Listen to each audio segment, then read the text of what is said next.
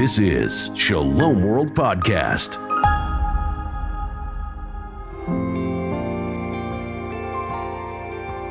Welcome to Voyage. I am your host, Frances Hogan.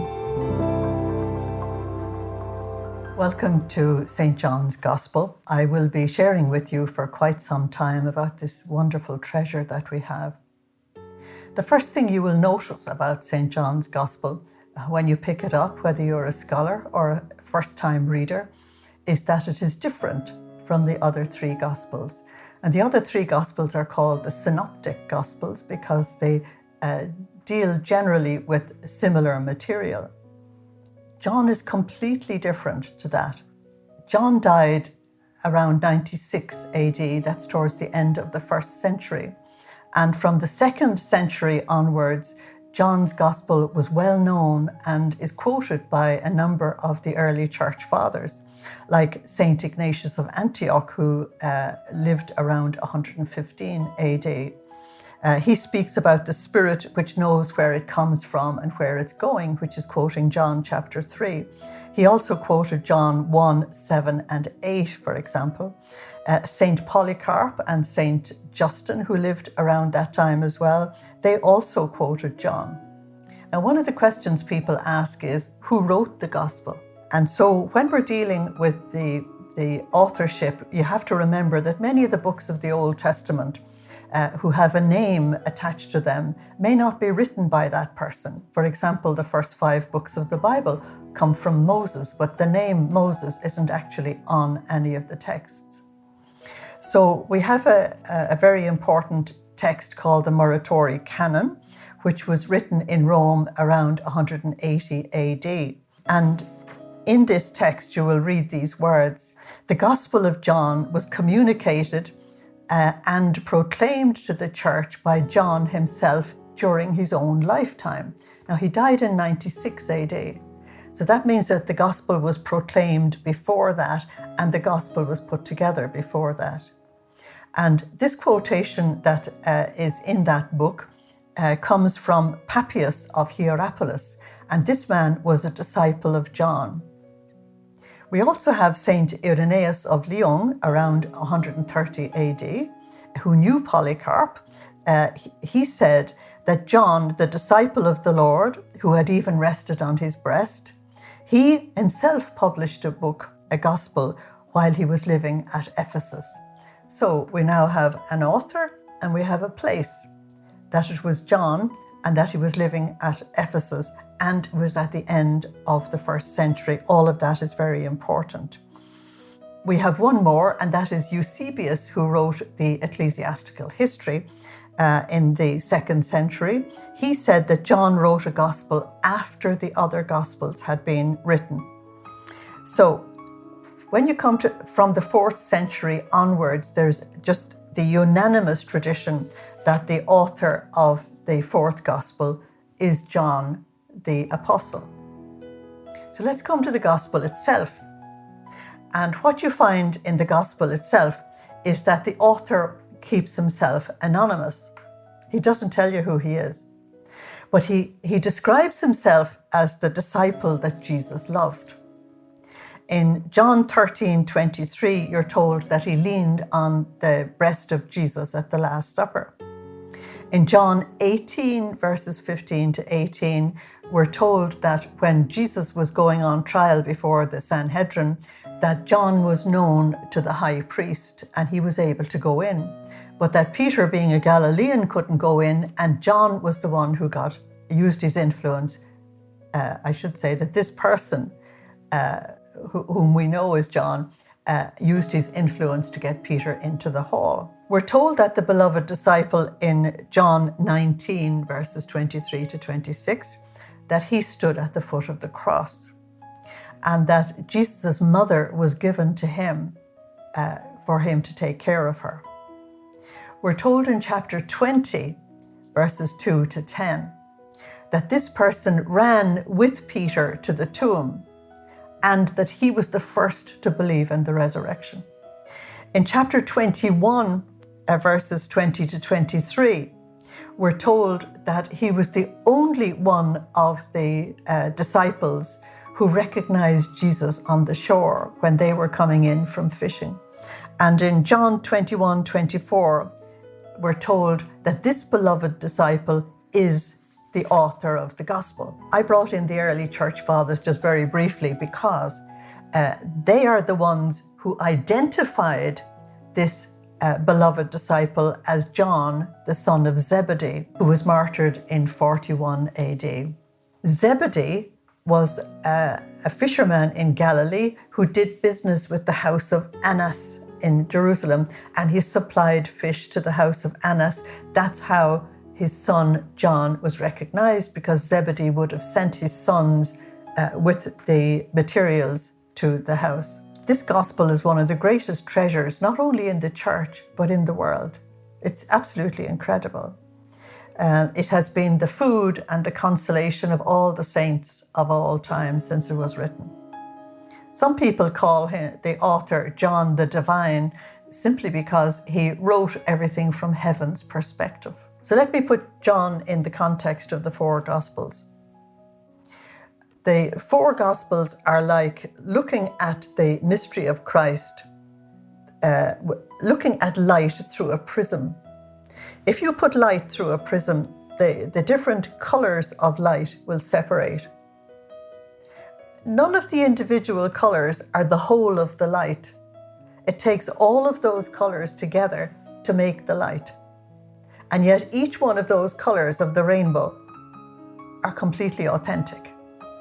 So what you have in the four Gospels is that the mystery of Christ, who is the light of the world, John tells us in chapter 8, verse 12 and chapter 9, verse 5. The evangelists are looking at that mystery from different angles.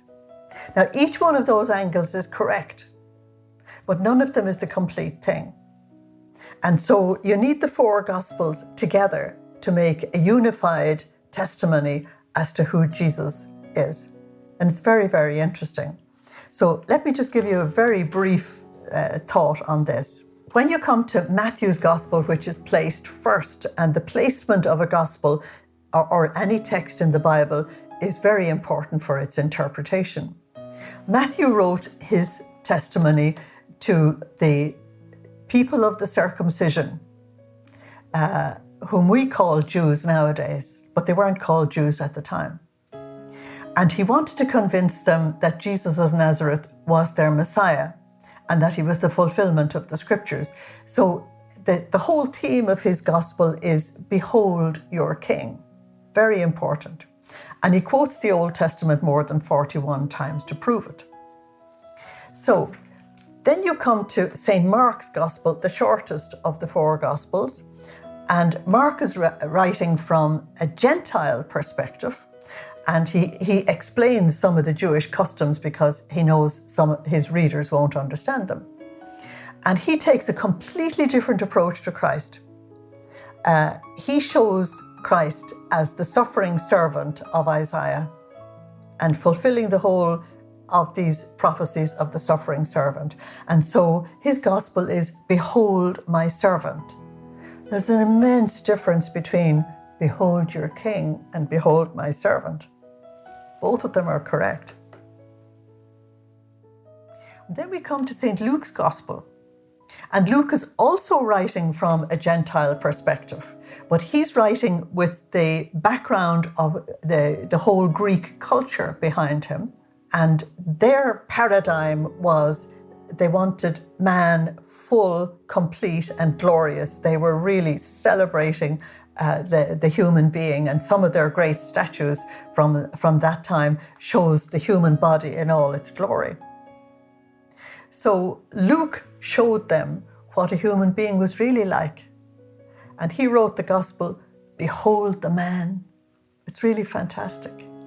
So he brings out the humanity of Jesus in an absolutely fantastic way. And he tells the whole Greek world, listen, if you want to know what a man looks like, this is it.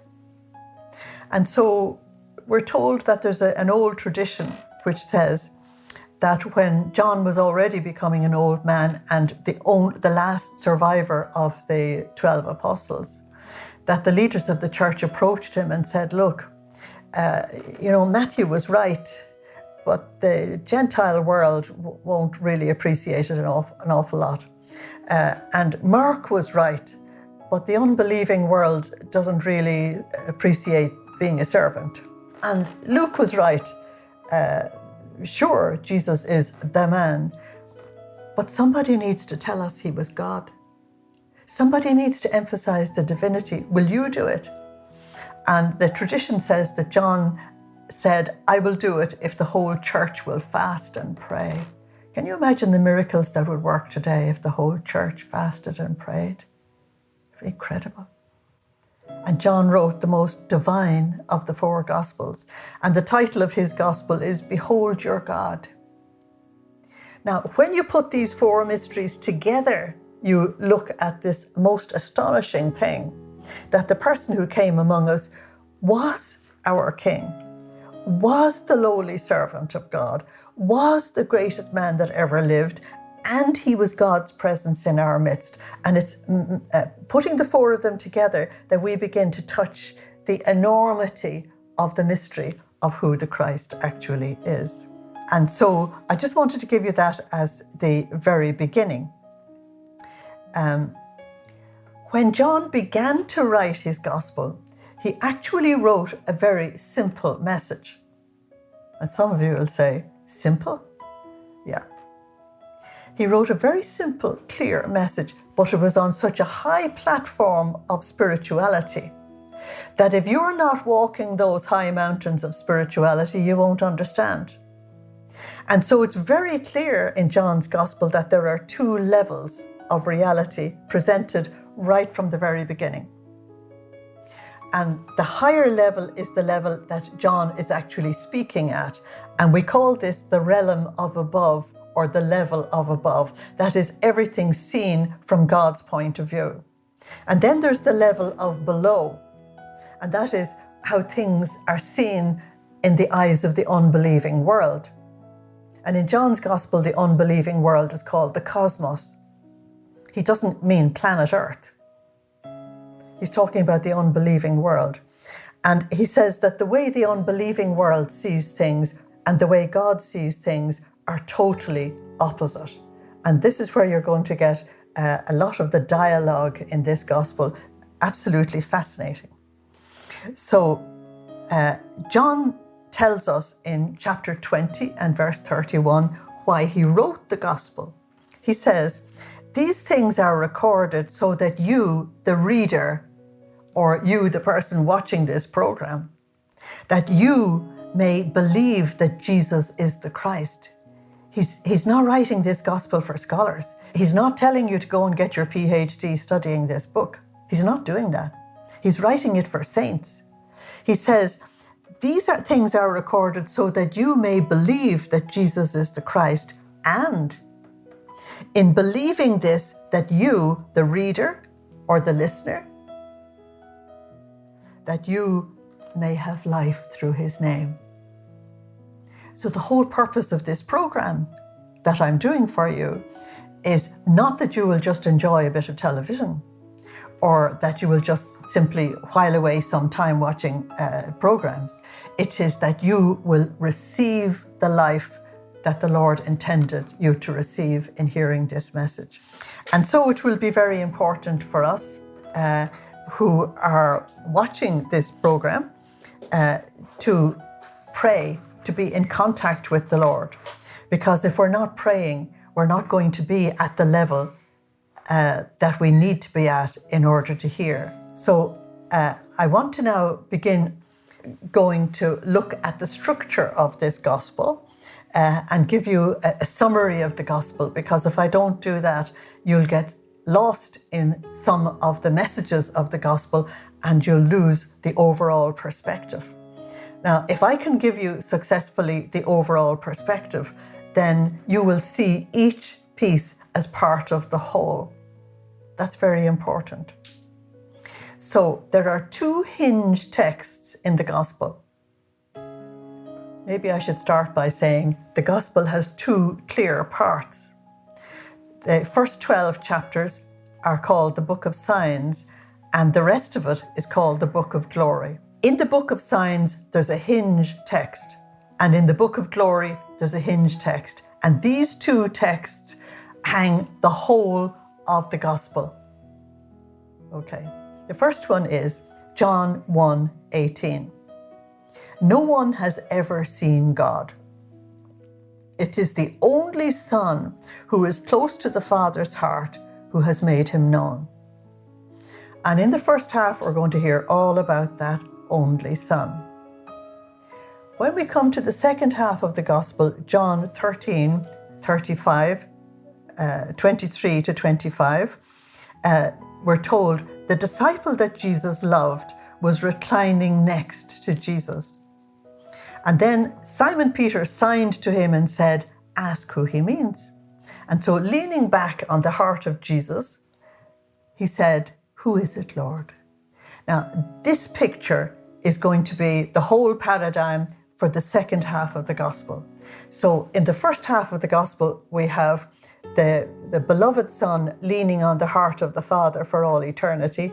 And in the second half, we have the beloved disciple leaning on the heart of Jesus. It's these two pictures that carry the entire message.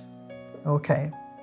So why does John not tell you, I am John, in the gospel? And he merely refers to the beloved disciple. It is because he wants you, the reader or the listener, to realize that you are the beloved disciple, that John is simply a prophetic forecast of all other beloved disciples that were to come and come into this wonderful relationship with Jesus. So the term beloved disciple isn't necessarily an identification of John, the son of Zebedee, but it describes a particular type of relationship that we have with Jesus, our Savior. And if we realize it's a particular type of relationship, well, that will help us. It'll help us to understand the gospel much more. So now I want to give you a summary of the first half of the gospel, and then I will give you a summary of the second half of the gospel so we can see these two pictures clearly. In the first half, we are shown the relationship between Jesus, the beloved Son, and the Father. In the second half, the relationship between the beloved disciple and Jesus. So, the first thing you're told is that Jesus has leaned on the heart of the Father for all eternity. Now, that is speaking about an intimate, personal relationship.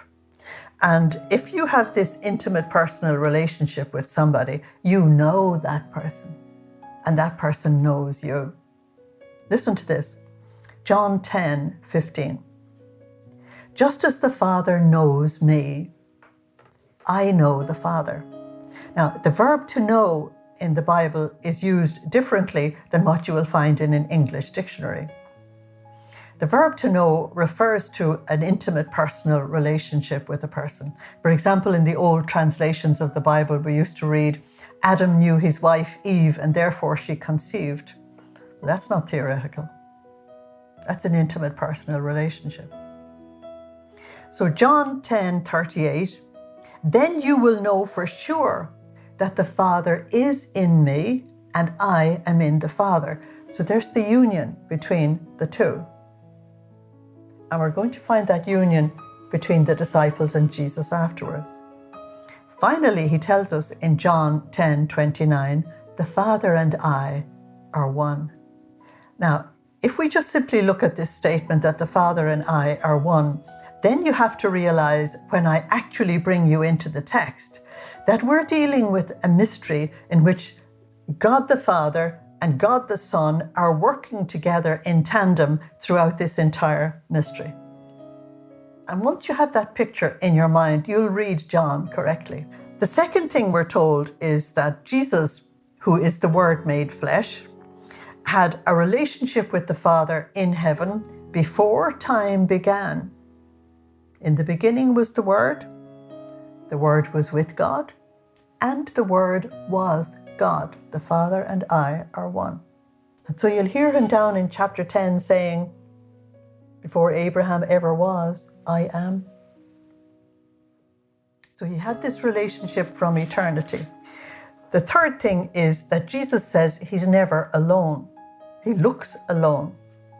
He seems to act alone. He seems to operate his authority alone, but he says, no, I am not alone. The Father is always with me. Listen to this. This is John 8:16.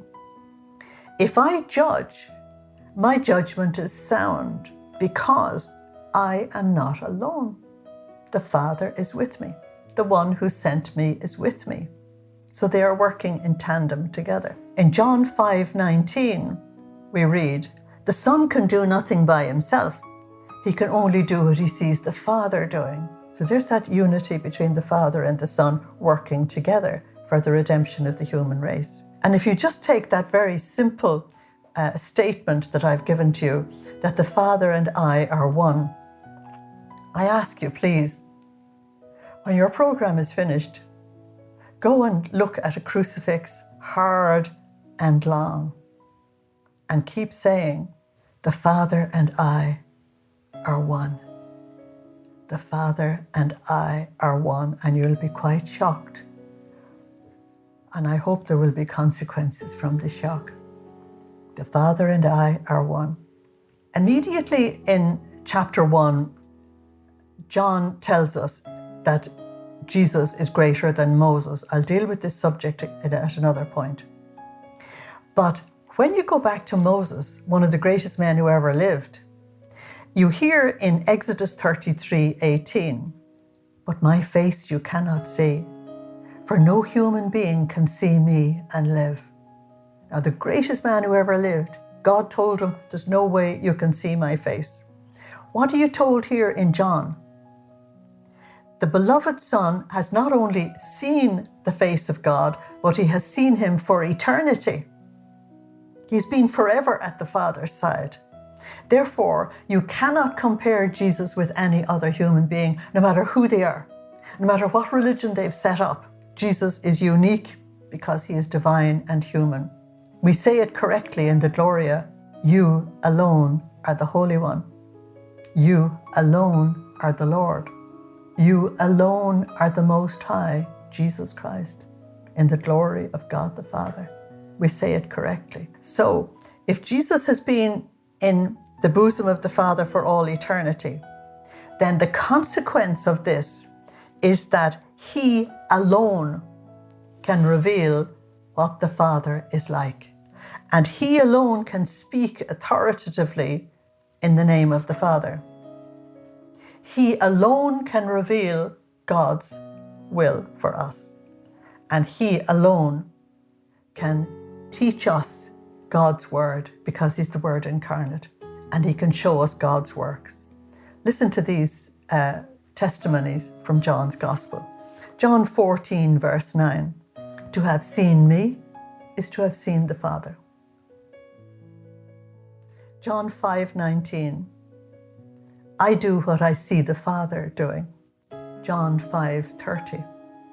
My aim is not to do my own will, but to do the will of him who sent me. John 5:36.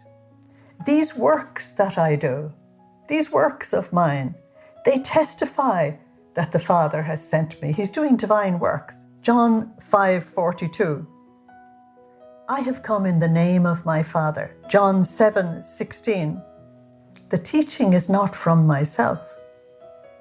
It comes from the one who sent me. I'm going to stop here and I will take this up in our next episode, giving you a summary of what we find in the second half of the Gospel. Thank you for being with us. Thank you for joining us today. We'd like to hear what you thought of today's session. Share your feedback with us at podcast@shalomworld.org. You can motivate and support us today. shalomworld.org/donate. Visit shalomworld.org for more information about Shalom World Podcasts. To get the latest updates, make sure you follow us on Instagram at Shalom World Podcasts. Shalom World Podcasts is now available on all online platforms, including Apple Podcasts, Spotify, Stitcher, and others.